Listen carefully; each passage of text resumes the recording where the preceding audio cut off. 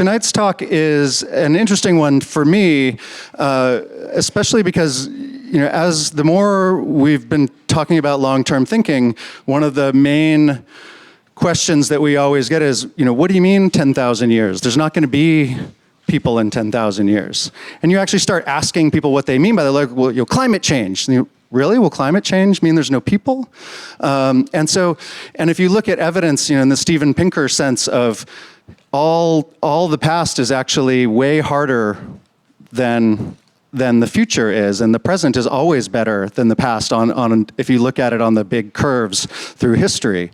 Yet it's never our intuition that the future is better than the past. We always think of the good old days as the good old days. So I'm very interested to hear what Andrew has to say about hope. Thank you very much.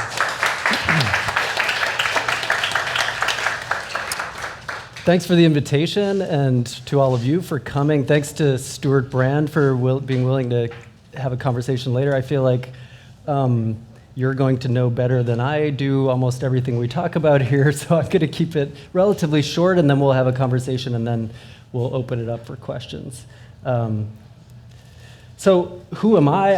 As was mentioned, I'm a philosophy professor. I'm visiting at the Center for Advanced Study. I'm also working on this book on hope, mostly related to Immanuel Kant and some of his followers. The reason I'm interested in the topics we're looking at tonight is, in a way, because these Enlightenment figures were themselves the first people to really get interested in them. So how should we think not so much about eternal life and the eschaton, but rather about future and sort of the progress of the species and the philosophy of history in general, where technology plays a role.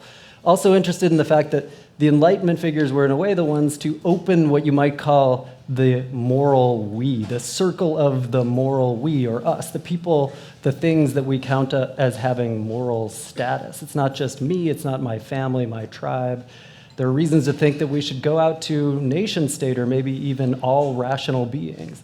Enlightenment philosophers didn't succeed in going all the way to members of the species. They were mostly sexists and racists, but they gave us the seeds for doing that, and we are, in a way, indebted to the Enlightenment philosophers. So I'll talk a little bit more about the moral we in a second. And this book is, in a way, related insofar as we asked, so it's an edited volume where I wrote a piece and the introduction. We asked younger philosophers to think a little bit about food, and inevitably a lot of them started thinking about expanding the moral we to non-human beings. And so the debate about animals, but there's also stuff about artificial ingredients. And there's a really great long now kind of piece in here, maybe the one that's had the most discussion. There was a New York Times summary of it, and then about 900 comments. It's a guy arguing that in 100 or 200 years, when we have the capacity, if we have the capacity, we should morally phase out the carnivores. So not just stop eating meat ourselves, but phase out all carnivorism, even in the animal kingdom. I don't know what would happen to the trophic cascade at that point, but it's sort of this if question. If we could do it, should we do it? He argues yes.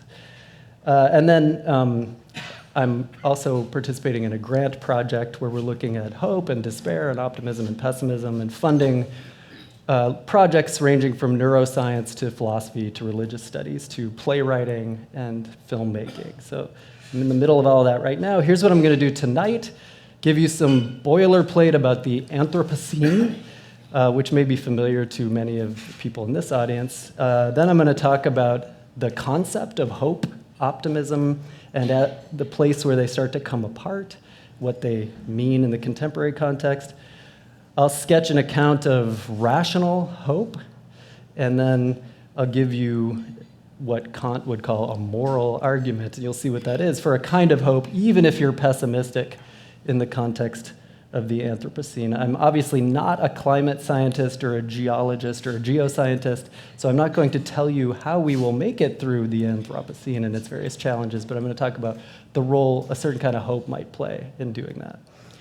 So here's the boilerplate. The Holocene is the recent era, and it's recent in the long now sense of about 12,000 years ago, started then.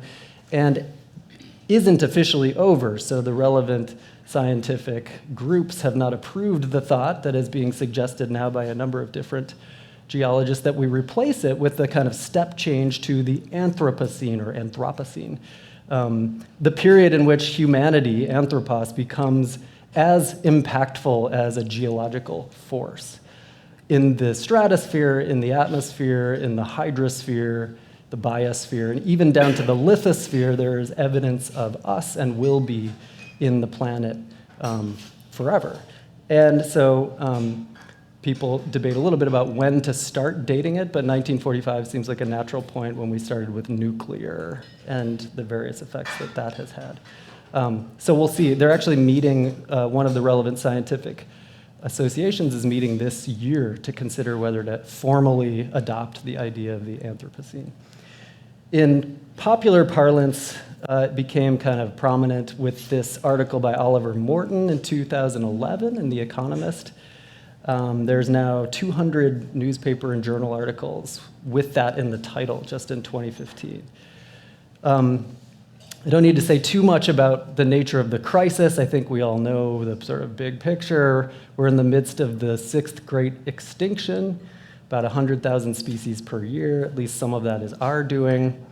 There's a general consensus coming out of the 2009 Copenhagen meeting that we need to keep any rise in temperature below what they call the guardrail of 2 degrees Celsius. So the 2-degree guardrail. Without doing that, we face potentially catastrophic feedback loops and all sorts of nonlinear progressions into runaway warming, which would lead to nobody really knows exactly. There are attempts to model 4 degrees and 8 degrees, but there's an admission that it's not really clear what to think about that. It's certainly not controversial that even with the 2 degrees, which is going to produce 20 feet of sea rise, we'll have some big changes. It'll affect, of course, the global poor the most, the people in Bangladesh and Vietnam and so forth.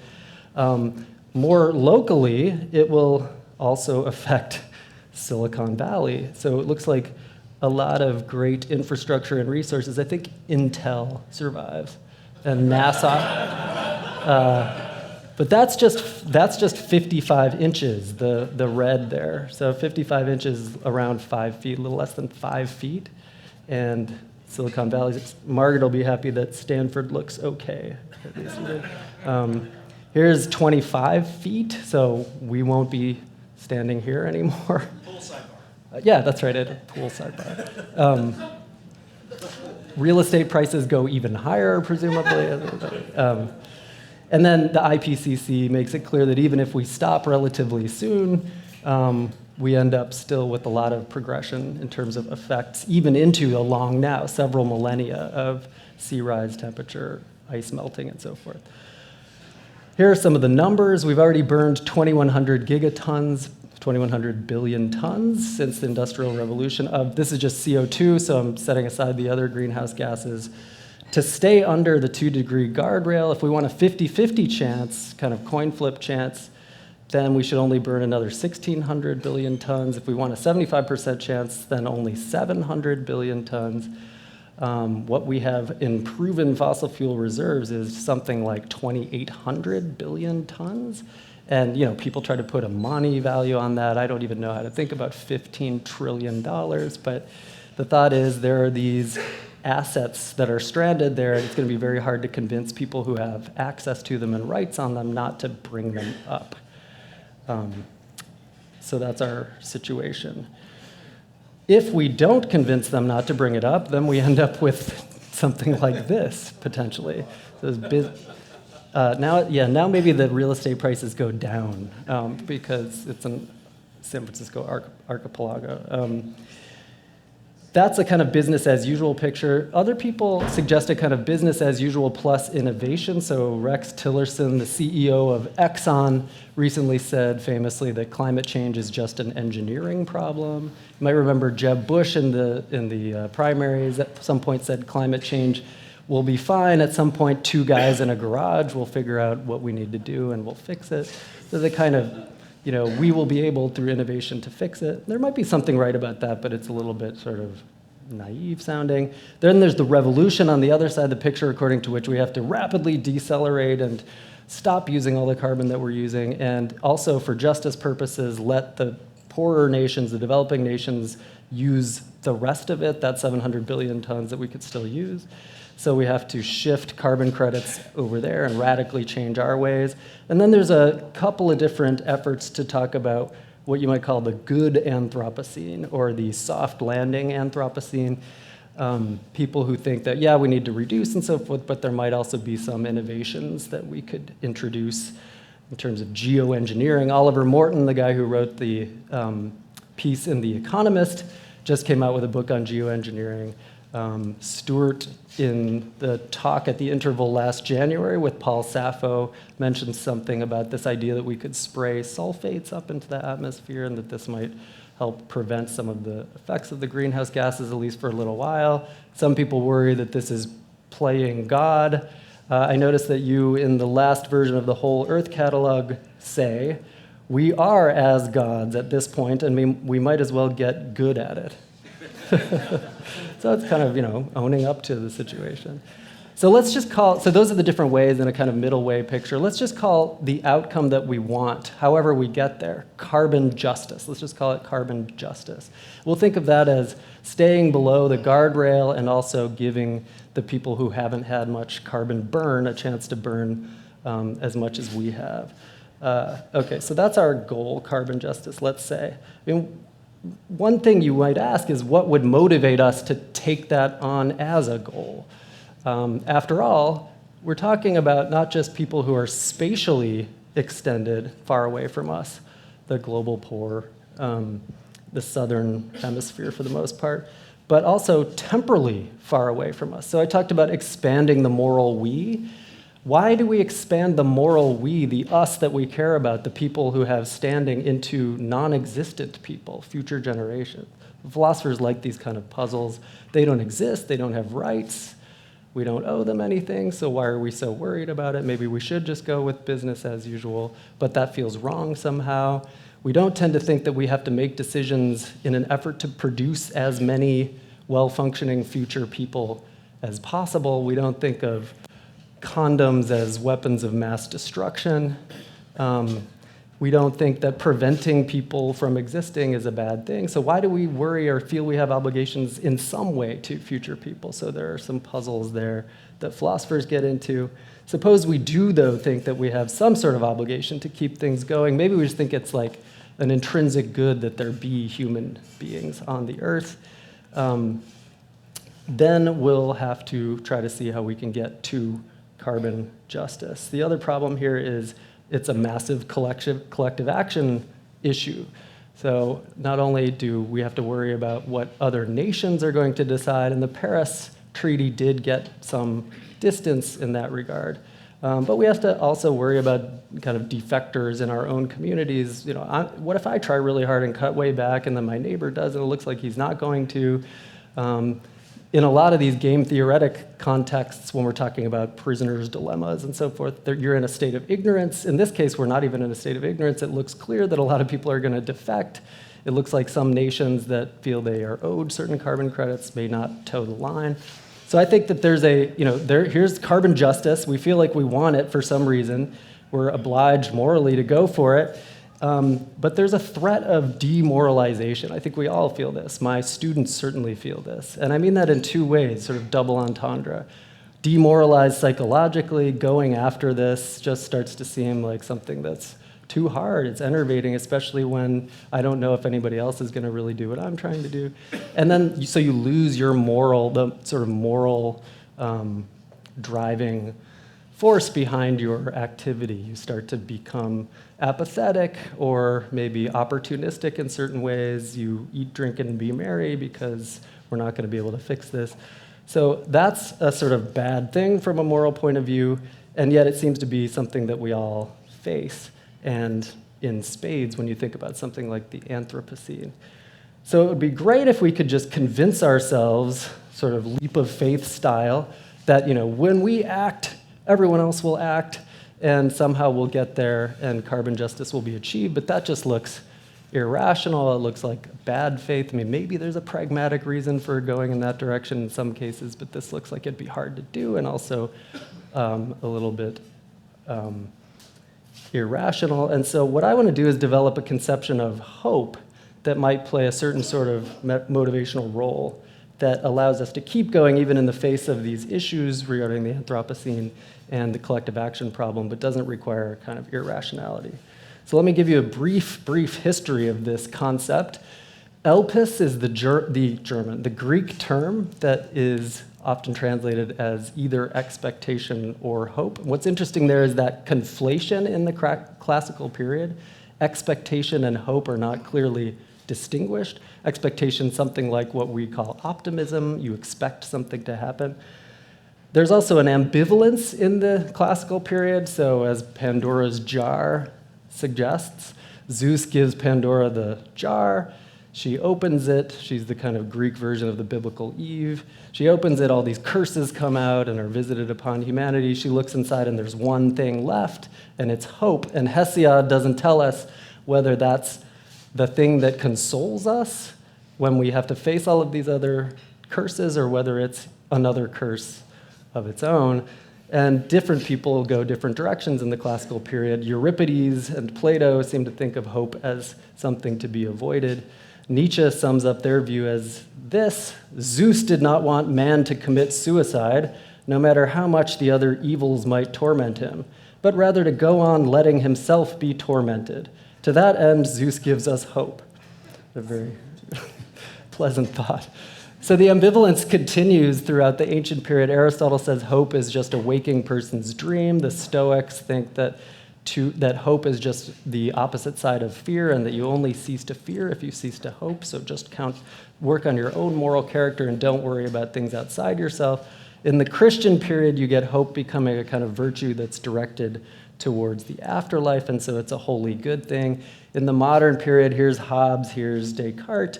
Here's Locke, they think it's a good thing, but they also conflate it in the classical way with expectation or optimism. They think of it as something that we should expect. And part of that, I think, is that probability theory was not really developed until 16th, 17th century, so a lot of these people aren't necessarily making a big distinction between the possible and the probable in the way that I want to in a minute. Probable actually meant, in the medieval period, if you said something was probable, what you meant was something like, a lot of the authorities have said this. It's a very different notion of the probable than we have. And then Spinoza, who actually goes back to the Stoic position and says, eradicate hope. Oxford English Dictionary really pisses me off because it makes the conflation, and it's still there. It's still up there, too. Hope is the expectation of something desired, desire combined with expectation, confidence. I think that's wrong. So let's start with optimism. I just want to sort of get your intuitions going about what a sort of common sense notion of optimism might be. Optimism that something is going to occur looks, to me anyway, like something like this. It's a desire that the thing occur. You desire nice weather tomorrow, and you think it's probable. You think the odds are better than 50-50 that it's going to rain, that it's going to be sunny tomorrow. So it's something you want, and it's something you think is probable. You might even think it's certain, so you're pretty sure that 2 + 2 is going to continue to equal 4 tomorrow. You can say, I'm optimistic that 2 + 2 will continue to equal 4. So that looks like a way of thinking about optimism that's kind of at least a sketch, I think, of our common sense notion.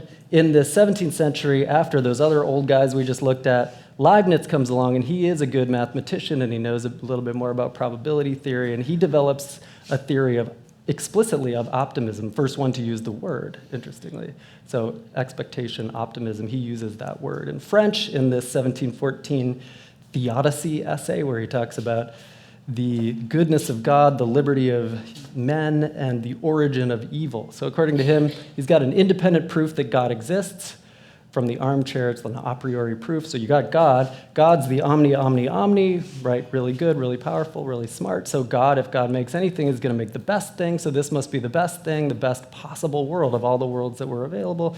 So if there's something that looks bad to us, that had to be there. It couldn't have been better. This is the best possible world. Sounded good, became a big sort of movement in Germany, the Optimism movement, until 1755. So the way they were operating was sort of theoretical optimism. We have reasons and arguments for being optimistic, and we should also think of it as a practical or lived optimism. Even in the face of evil or suffering, we should think, this really is for the best, and somehow it'll work out even if we're not exactly clear sometimes how that's going to go.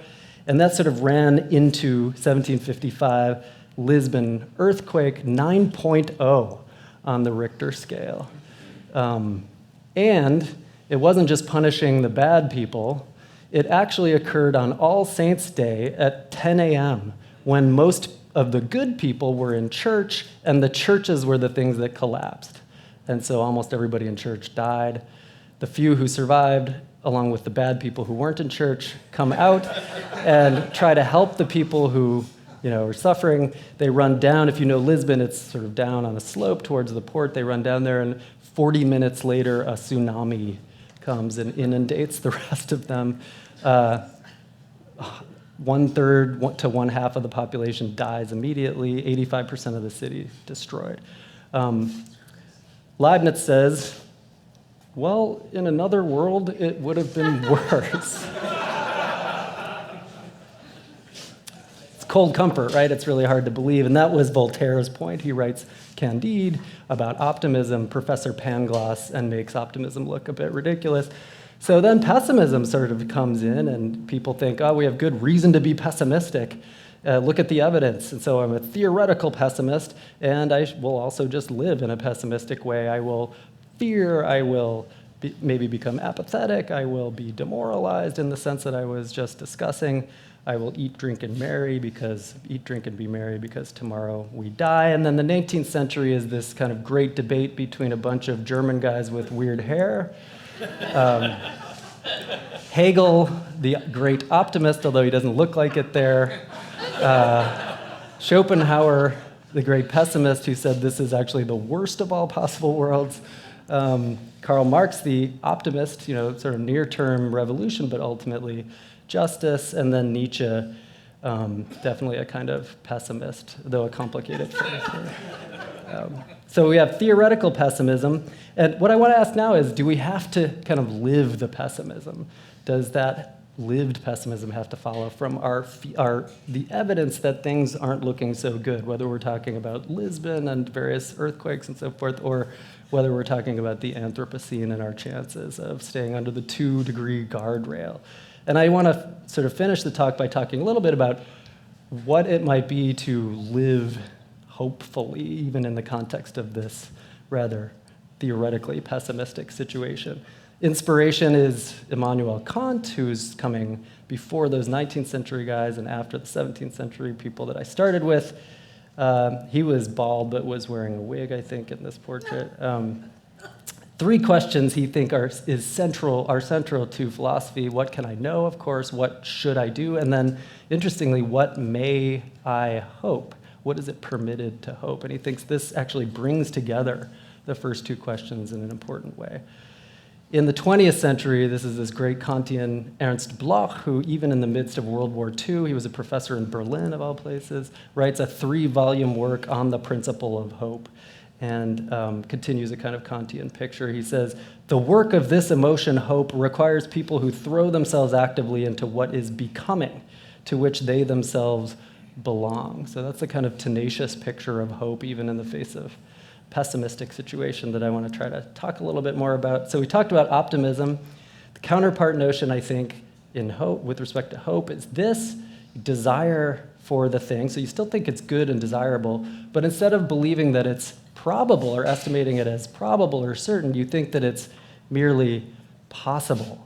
So this gets us away from the classical conflation of the 2 notions. You can hope for something that you don't think is at all probable. I might hope that I'm going to, upload my mind onto a computer after the singularity and live forever, but I don't feel optimistic that that's going to be the case, right? So there's a difference between these concepts, hope and optimism. And of course, there's a difference with respect to wish.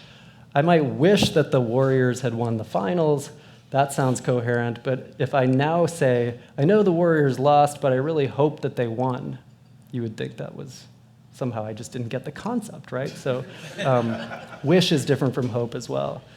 That can't be the whole story about hope, though. So there's this interesting point that even someone who despairs, the opposite of hope, might desire the thing and believe that it's possible. So what else do we have to add to get genuine hope? I like to take this case from this movie. People in the literature have brought this up before I did, but I like the case, The Shawshank Redemption. Some of you will have seen it. It's a Stephen King story turned into a movie. We've got two characters. Both of them have a life sentence. Both of them really want to get out. Both of them think it's possible, but one of them succumbs to fear and despair, and the other is sort of motivated by hope to start digging behind the bed every night until he finally gets out through the sewers and ultimately feels a lot better than he did when he was inside. So what's the difference? It looks like, and this is actually a quotation from the movie, it looks like Red, the guy who despairs, has the same estimation of the possibility or probability of what they both want, but sort of articulates it differently. So Red says, I grant you that it's possible. So I grant you that it's possible, but it's so unlikely. The odds are so long. It's going to be so hard. Andy says, I grant you that the odds are so long, but it's possible. It focuses on the possibility.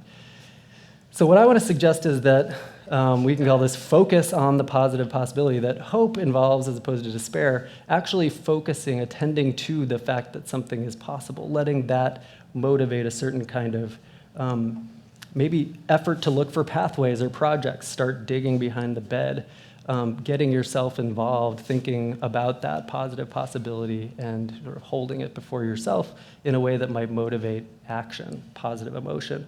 But it's not irrational. It's not just producing optimism in yourself. You still acknowledge the fact that this is an extremely unlikely outcome, and yet you remain hopeful. So let's suppose that's a sort of rough and ready picture of what hope is. How does it help in the face of something like the Anthropocene? So let's say we hope for carbon justice, right? That was the thing that we said we wanted, 2-degree guardrail, fair distribution of what remains.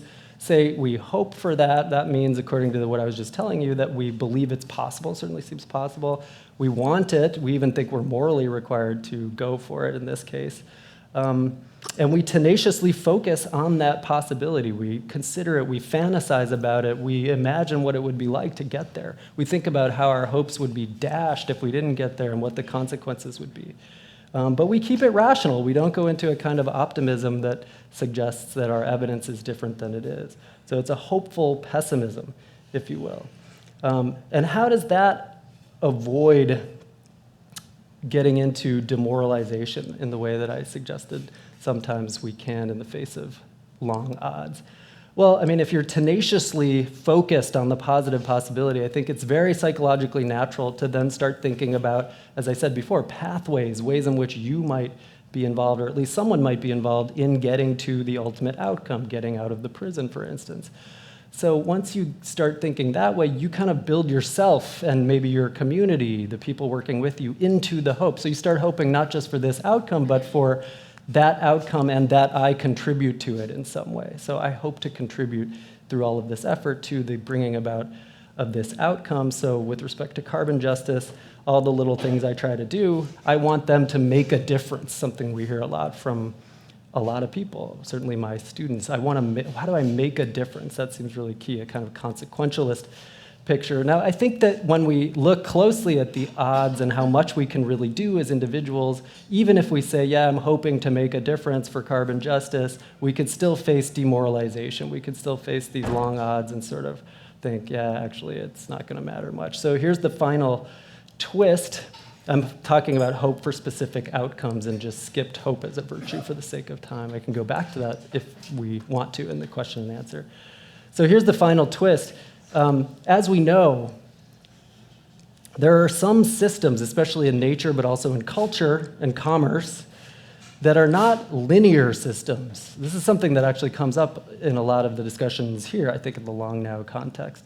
Sometimes it's not just about aggregates and linear progressions, but rather about feedback loops and sudden shifts and thresholds and trigger points and so forth.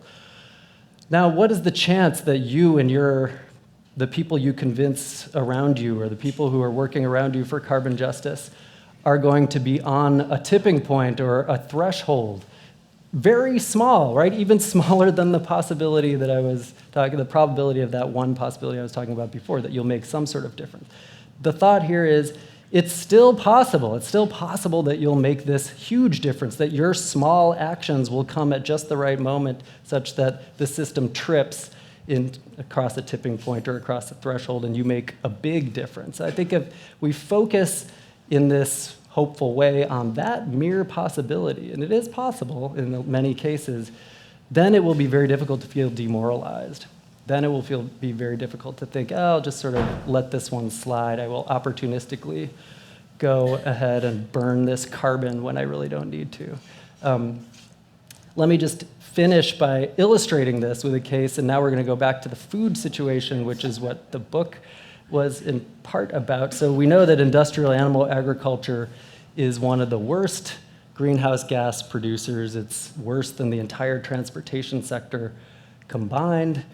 We also know it's kind of more intuitive in this context to see what I was talking about with thresholds and nonlinearity. So there's a kind of chunkiness about the supply chain in a huge opaque system like this, where it's not the case that when I stop and get a chicken sandwich, which is made up of maybe 1/50th of a chicken, depending on what other things they put in there, that somehow 1/50th of a chicken dies, right? So it's not this direct correlation. Even if I have 50 sandwiches, it might not be the case that one chicken dies. There's this thing going along, this system, and it hits thresholds, and at some point, some choice does have this big effect. 100,000 chickens are ordered, and the farmer produces them, and they become part of the 45 billion chickens that are processed every year. So suppose I really care about the climate or about animals or about both, and I decide to give up on animal products. Facing these huge numbers makes it hard to be optimistic, makes it hard to think that you're going to be making a difference. That demoralization threat comes in. And what I want to suggest is that we can sort of generate, and I already sort of casually made it, but now I'm going to formally make it, a moral argument, what Kant calls a moral argument for lived hope that would help us avoid demoralization in this kind of case and in Anthropocene cases generally. So you can't get through a talk by a philosopher without one effort at a stepwise argument. So here's premise one. Oppie, this is the guy who's thinking about opportunistically, he's demoralized and he's like, I'm just going to eat that chicken sandwich because it doesn't make a difference. I do care about the factory farm system. I'm morally opposed to its continuation, but I'm tempted by the thought that if I make a difference, it's a minuscule difference, a tempting thought that we all have, surely. It would be demoralizing in that way that I was mentioning for Oppie not to have some sort of hope that his eating choices or the choices of those he influences have a significant effect on the factory farm system. So I was suggesting, unless we can focus on the positive possibility that we make a significant difference, we might face demoralization. Demoralization is morally undesirable, especially if the end in question is something we think is morally required, or duties to future generations and so forth. So given the facts about the system, that is chunky and not linear in the way I was suggesting earlier, suggest that there's a moral advantage in having rational hope that at least one of the food choices you make throughout your life, maybe you have 20 or 30,000 choices left, at least one of those choices is going to be a threshold choice where you actually get to decide whether the system shunts forward, whether those 100,000 chickens get ordered or not. The threshold chicken is yours at that moment. You don't know which, and so you sort of then try to abstain across all of your choices and have this hope that one of them makes a huge difference, 100,000 chickens, or not, depending on how you choose. So other things equal, rational hope that at least one of the food choices he makes or influences is a threshold choice becomes morally justified. So for moral reasons, we can hope for that. It's not optimism. It's not the claim that that is going to happen. That would be crazy, right? Think about the odds. But I'm suggesting it's both morally justified, so there's a kind of compelling moral reason to focus on that mere possibility in the way that hope does in order to keep us from being demoralized. Thank you.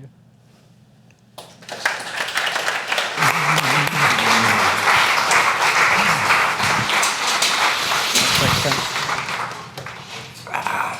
So, Stewart wrote in 1999 a book where he has a chapter on what he calls tragic optimism. So I thought I would start off our discussion by just kind of asking you about this. So the quotation's up there for them to read. You say, my worry, actually I want to look at it on here because there's a little extra bit. My worry is that the pessimists love being right so much that they avoid any efforts that might make them wrong. Look, it all depends on what time frame you look at. Everything has been going to hell as long as anyone can remember. Empires are always dying, your friends are always dying, but in the long sweep of history, on average, life has been getting steadily better for as long as you care to look. And then actually the ellipses, what you say next is, does anyone here really want to live in medieval times, have rotten teeth, eat turnips, and die at age 27 of exhaustion? So short-term worse, long-term better. Maybe the way to resolve it is tragic optimism. I would settle for a world of tragic optimists. So it looks like what I'm defending is a kind of hopeful pessimism in the face of what looks like sort of not so great evidence about the Anthropocene. And it looks like you're defending tragic optimism. And I wonder if this is just a difference in temperament or the way we were raised or something like that. Or whether it's a difference in the evaluation of the facts involved, or whether it's that we're both pragmatists of some sort and we think we got to find a position that will look intellectually honest, but still keep people invested in their projects and trying to do something and not being demoralized. And so we just went a different direction, but same goal. There are certainly optimists and pessimists, and I find that when I'm wrong, I'm often wrong because I was more optimistic than I should have been. Are you pessimistic in that respect, just in terms of the judgments you make in life? And you can ask yourselves where you fall on this. At all times. Say again? I'm completely objective at all times. No, you're not. I actually know a number of facts and don't have right about the Anthropocene. I think I do this natural thing where I think I'm an above average driver, just like 85% of people do. So I am optimistic maybe too much about myself and my abilities. But I do, I guess I tend towards, maybe it was because I was raised in a broadly Calvinist tradition. I feel pessimistic. Even if I've thrown off the tradition, the pessimism remains. Yeah. Tradition of pessimism is an interesting concept. You use moral a lot.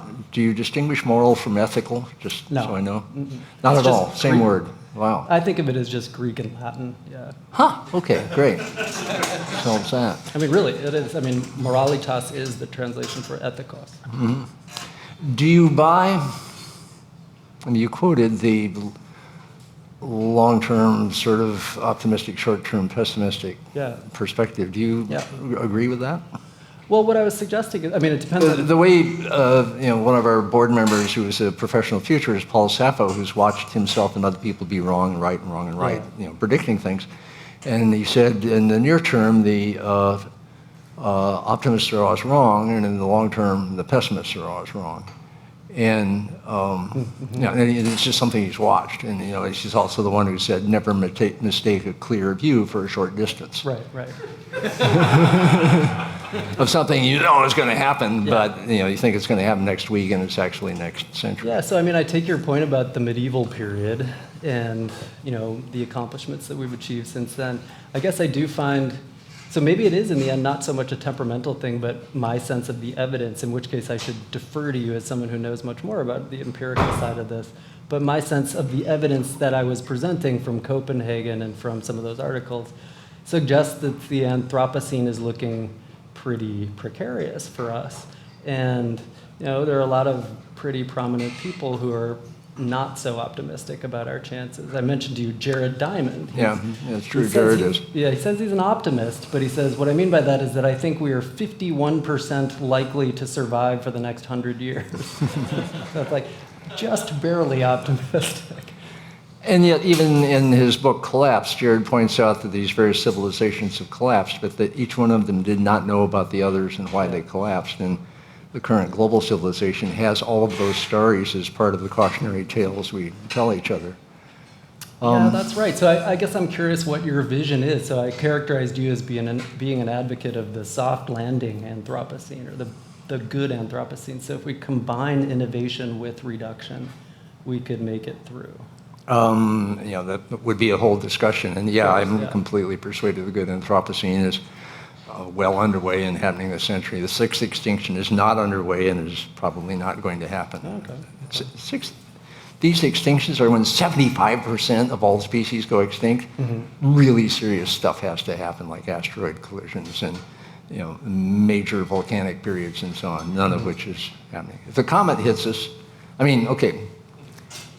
in the Anthropocene, we are as gods and might as well have to get good at it. It used to be that asteroids, 66 million years ago, can do in all the dinosaurs. Didn't do in life. They did in a lot. It's true. Asteroids are now easily detectable and relatively easily diverged. We've had 2 or 3 talks by people who are setting out to do that. One of the best early climate scientists, William Rudiman, has basically pointed out we've probably seen our last glacial maximum. The ice age is where the ice comes down, which is a big event. Yeah. And there was a while when Stephen Schneider and others in the 70s thought that might be coming. He then reversed it when he looked deeper into the data. And it is now the case that probably that will never occur again, as long as humans would rather it didn't. It happened inadvertently because of rice farming and various things that we've done through time that put up more of these greenhouse gases that prevented what should have been the interglacial that is supposed to have ended by now. Right. Is not Still ending. Yeah. So the basic frame is, I think, just factually not bad. What one does with that is, I think, bear down not so much on the attitude as on the details of the situation. And so if you can buy some time with putting some sulfur dioxide in the stratosphere while we're cleaning up the atmosphere where, X 100,000 people a year die of the particles coming out of these coal-fired plants. When we fix that, more sunlight is getting in. And so it's getting hotter. So you can offset that with 1/30th the amount of stuff in the stratosphere. That'd be great. I think David Keith, climatologist, makes a very good case that air capture of carbon dioxide is hard but plausible. And he's working on it. Many people are working on it. And I think in the scope of the century, that probably will come to pass. In conservation, I see more things getting better than getting worse, especially in the context of the last 200 years. Yeah. So sorry to get into all of that, but I think the details really count. Here's a symmetry question I have for you, and then we can start to ask around. It's pretty clear that when you're in a terrible situation, hope is a really good thing to have. Right. Is it the case that when you're in a good situation, despair is a good thing to have? Many do it, and they become weirdly self-destructive and other people destructive and so on, but it can't be a good thing to have. That seems right. I mean, if despair is just believing something's possible and desiring it, but somehow not focusing on the possibility and instead just kind of giving up on it, thinking that the long odds make it such that we shouldn't waste time on it, then that does seem irrational to me. I mean, one question might be, if we're optimistic about something, are we also hoping for it? And actually, I think of hope as just a broader category than optimism. So we might think it's likely the case that it's going to be sunny tomorrow, but we might also still hope for it. So I think if optimism is right about the human future, there's also a place for hope there. But I agree that a lot of this comes down to empirical details. You rightly induce from the past, the long past, some things about the future. I guess my sense as a total non-expert is that the way that scientific papers that I look at casually talk, at least sometimes, is as though this is some very unusual rupture, that this is not, past behavior cannot predict our way out of this one. And that I'm not saying it's not possible. I mean, part of the picture was that it's possible, we should focus on that, but that it's not clear that we can say that it's likely. There's your project on hope and optimism is one of the very few such things I know that has attracted this significant amount of money compared to the things that focus on the terrible threats that we face. And how are we going to head them off? And how can I frame this thing I love working on anyway in somehow a climate change mode?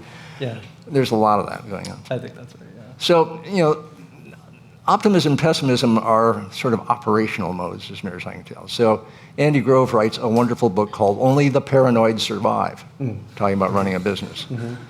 And boy, is there a lot to that. And my wife, who's a serial entrepreneur, is in that category. She's always focused on what she knows could very, very likely go wrong, and heading it off before it does that. And yet, she has the optimism to start business after business. Not all of them which succeeded and didn't slow her down a bit. So there's some kind of, I think, maybe we are getting to the pragmatism now, balancing of using both of these things maybe that's right. in a way that keeps things exploring and moving forward. I'm curious, just one last question, if you would be open to, so I was trying to avoid what I was calling irrationality, so I wanted to focus on hope and think that that's rational, even if it's merely possible, what we're talking about. Do you think as a pragmatist, there are some cases in which the end is so important that even if you thought it wasn't likely, even if you thought it wasn't probable, you should still say you're optimistic about it, act optimistically about it, try to make yourself believe in a sort of irrational way? This is the kind of Pascalian, leap of faith picture. Yeah, I mean, if you only play the game when the odds are always in your favor, it's not going to be that interesting a game. And if you have to assume that you always only win, and the things you care about always only win, the Warriors have had it. Why would I pay any more attention to but them? I'm not saying should we act. I agree that we should act in such cases, but should we try to become optimists? Should we sort of believe, even in the face of evidence, that we're not in a pretty good situation? An optimist hopefully does not do that in the face of evidence. A hopeful person does that. Yeah, okay, that's right. Yeah. And I think hope is more like an emotion, and optimism is more like, you pointed it in terms of probability. Yeah, and I think that's probably right. Yeah. Probably right. Yeah. Should we do questions? Yes. The way that we are going to do questions is that we're going to move the mic around. So raise your hand and the mic will move to you. And then while the other person is asking the question, the answer is being answered. And so these guys aren't going to call on you, but one of us will hand you the mic if you're going to get it. All right. So hold your hand up and look at them. Hold your hand up and look at them, and I'll take the first question to take the time while we figure out the next mic move. I think it's really worth teasing out this hope, optimism change. I think, could it be that there's a good human idea in that if you are not optimistic about the future, that you will act to counteract it.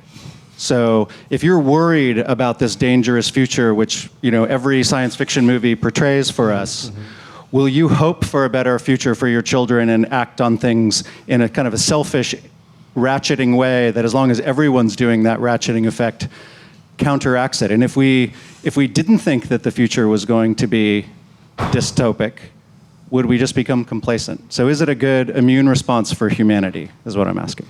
Has any dystopian story been as loved as Star Trek? I'm just wondering. Blade Runner. Blade Runner, absolutely, yeah. But in terms of an ongoing thing, they got season after season, and so I guess Game of Thrones has some of the quality. Mad Max. And Game of Thrones gets away with it because it's sort of saying, well, remember all those fond fantasies we used to have about knights and kings and stuff? Well, they were really awful.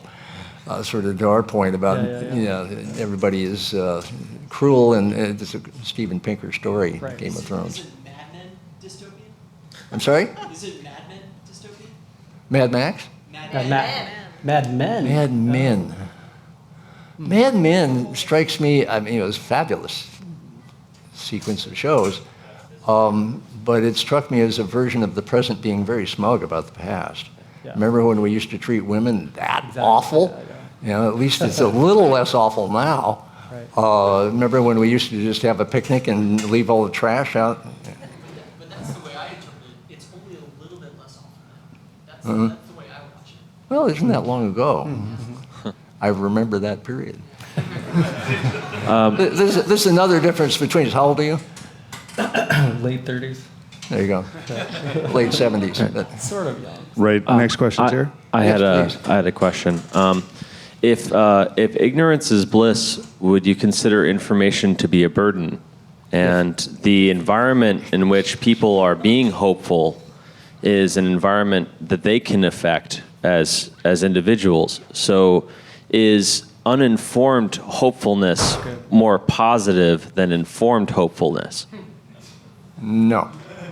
What's the origin of ignorance? I thought Andrew would like that one. Bliss? Do we know?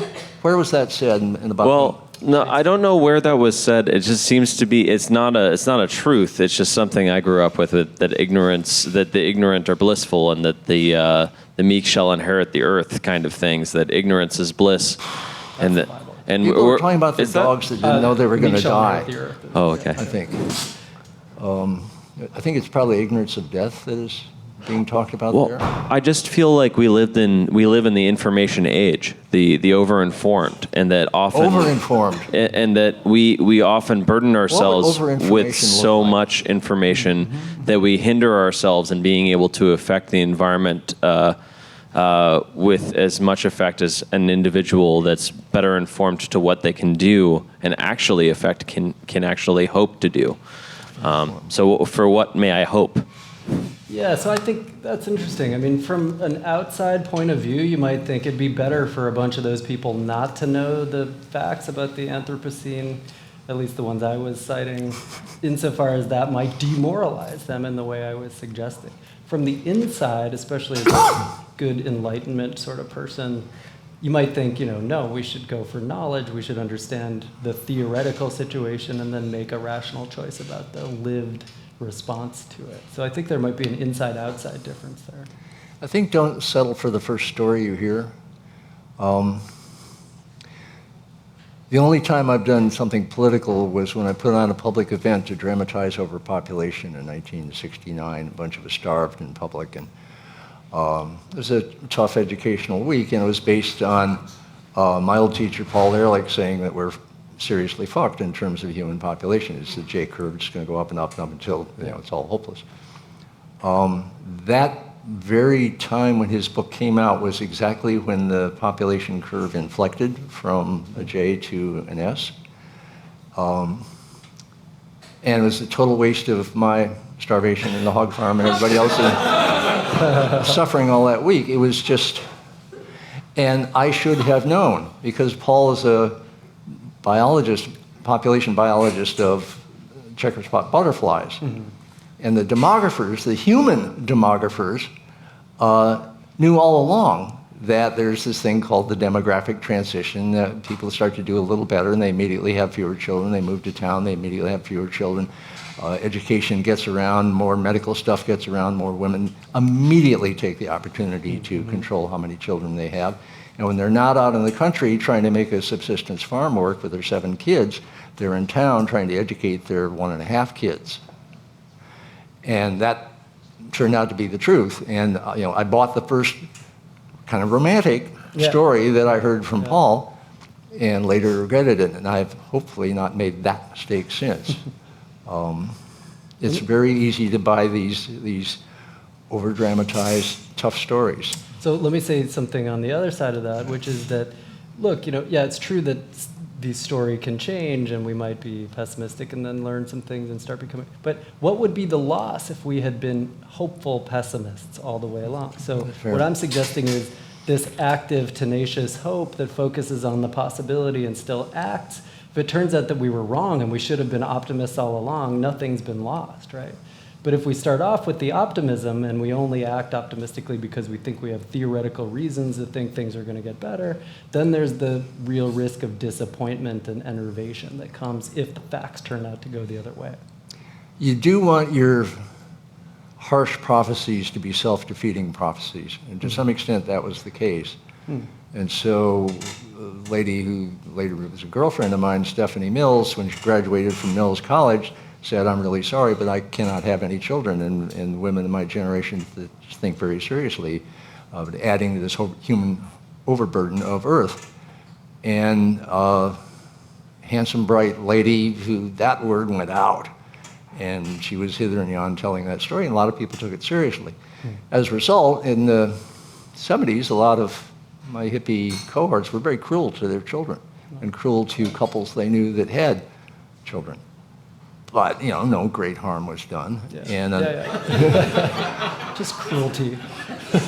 and Cruelty. you know, the idea that we should probably think about in this aggregate term how many people is right for a given society or a given planet was right. And so in that sense, I think the pessimism that Paul and Stephanie put out there was a helpful thing. Yeah.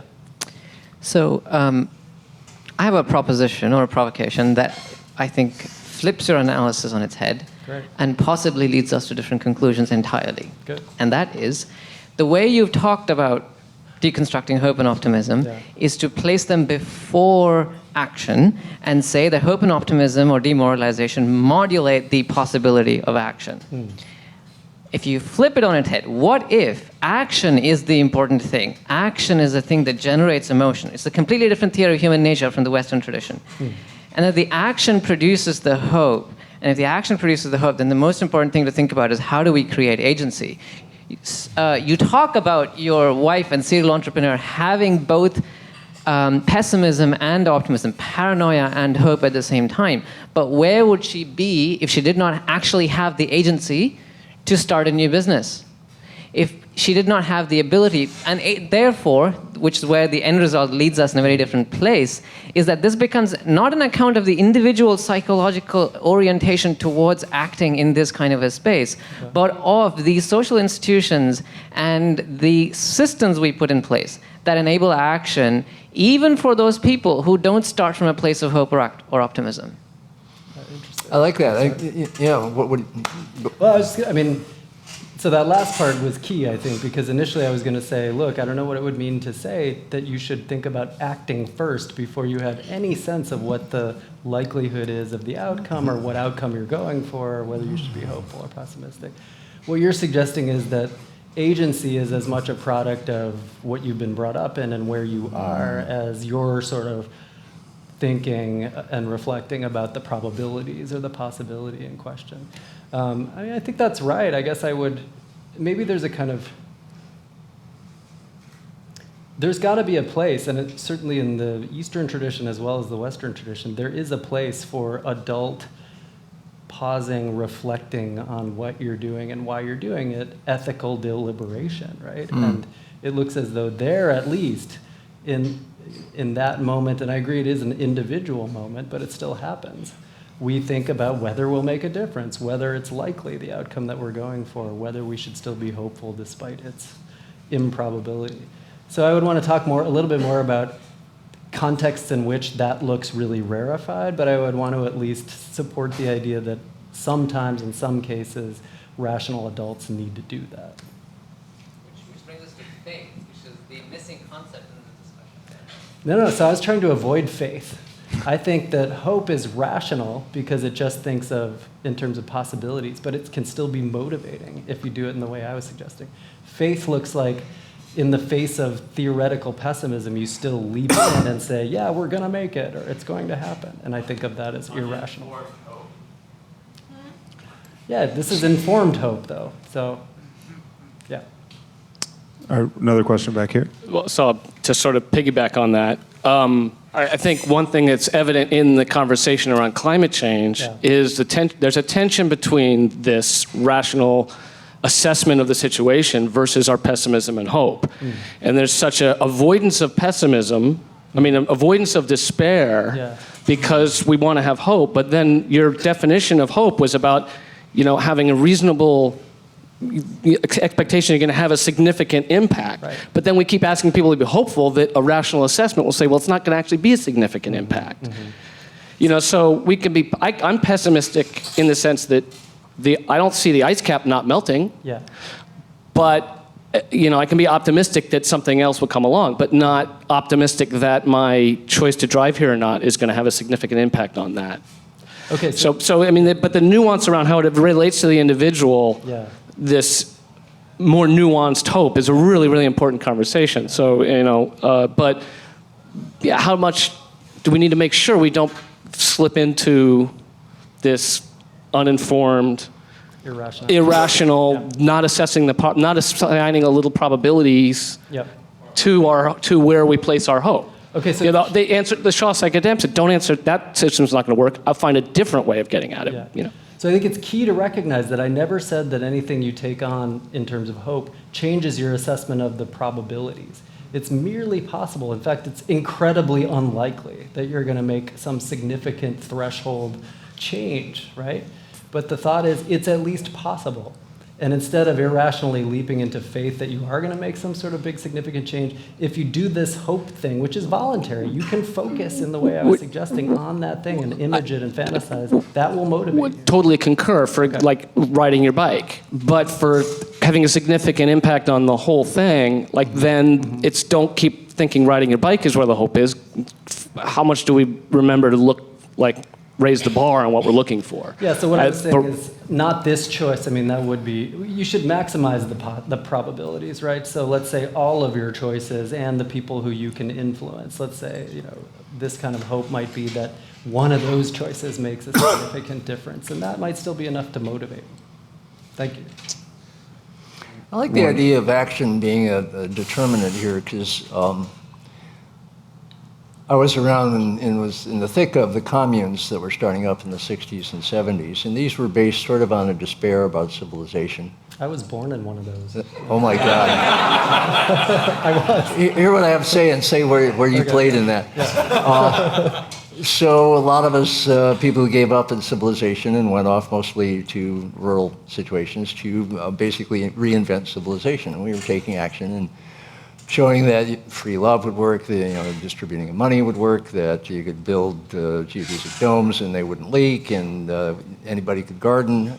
And universal failure.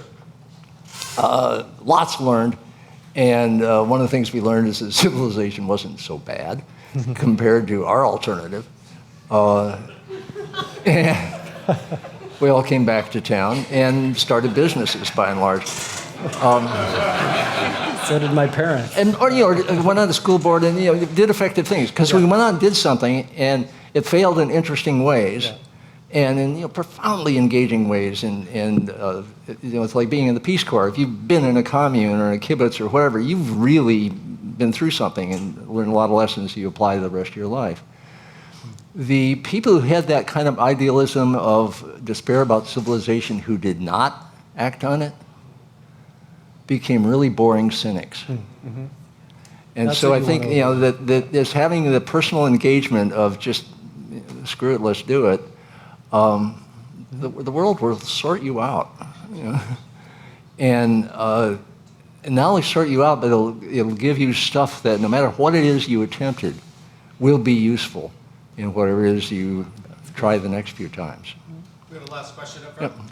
Yeah, I think the temporal perspective here is crucial. Yeah. And it harkens on to the big concern that I have, that people who are hopeful and are trying to be change agents all of a sudden realize that their efforts are thwarted, and therefore they become despairing. But what is the worldview that would lead to that? I think it's a worldview of a lack of a temporal perspective, because when you think about the long-term issues, it's kind of like things work for a period of time and then they don't work. And indeed, life is a roller coaster, right? So sometimes things are up and sometimes you go back down. But as soon as you're down, you realize that you're going to go back up again. And so I think that the concept of hope has to be considered within the context of a worldview. And a worldview which would suggest that, hey, I've been hopeful, I've tried to effect change, I've failed, and therefore I'm going to be despairing.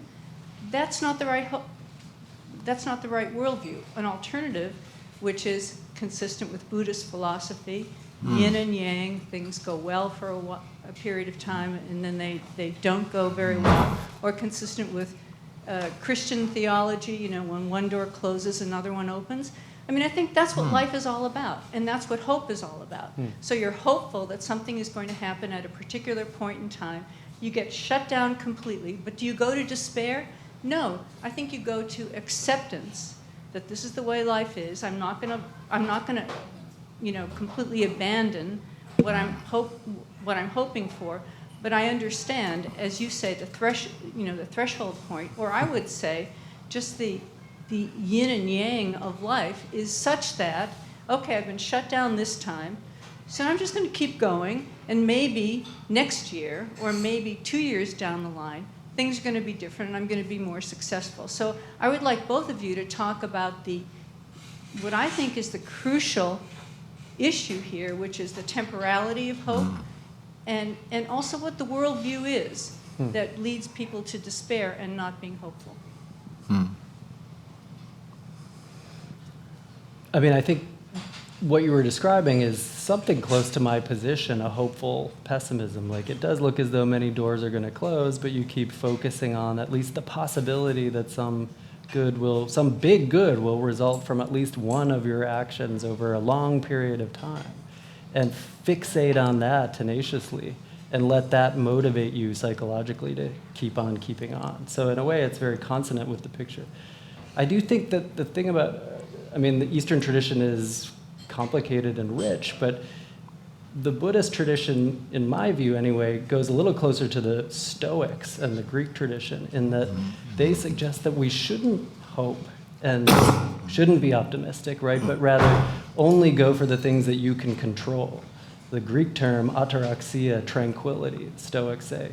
All you can do is control your character, your responses, your intentions. That's all you should look to. Don't hope, because that will lead to fear and disappointment.